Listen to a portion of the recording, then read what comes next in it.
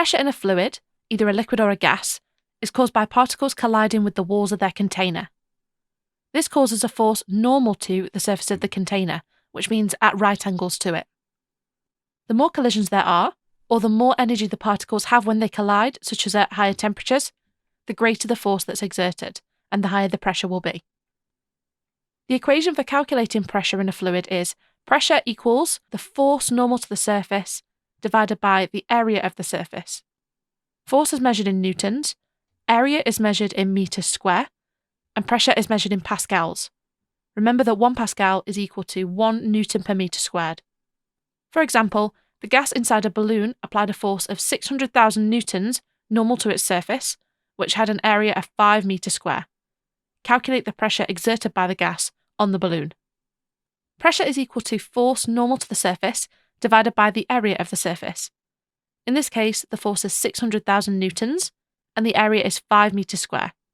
600,000 divided by 5 gives us a pressure of 120,000 pascals.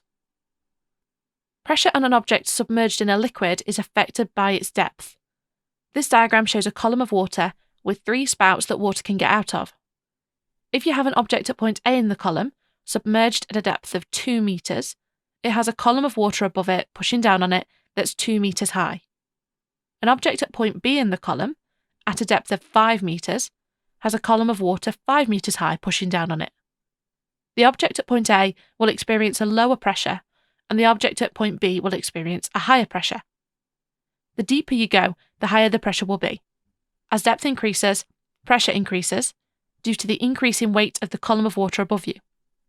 That means that water leaving from the lower spouts, which are at a higher pressure, will spray out further than water from the higher spouts, which are at a lower pressure. The pressure will also be affected by the density of the liquid the object is in. The equation for calculating pressure is pressure equals the height of the column of water above the object, which we can think of as the object's depth, times the density of the liquid, which is 1,000 kg per metre cubed for water, times gravity.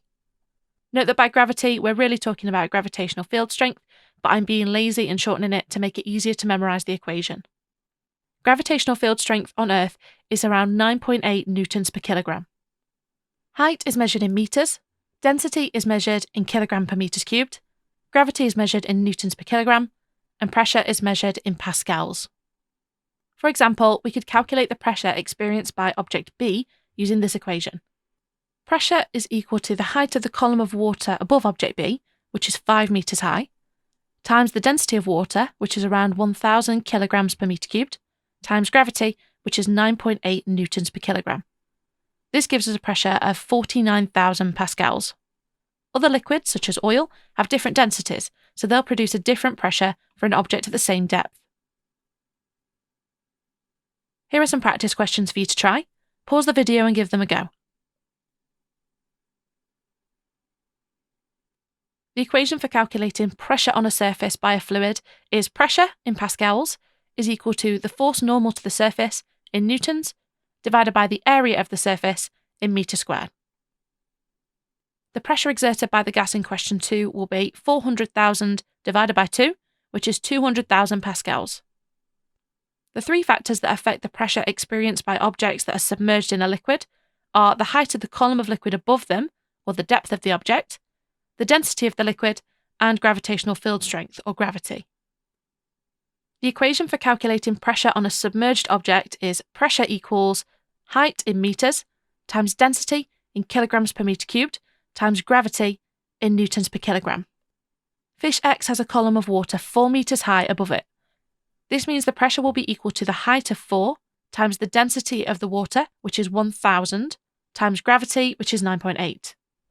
4 times 1,000 times 9.8 is 39,200 pascals.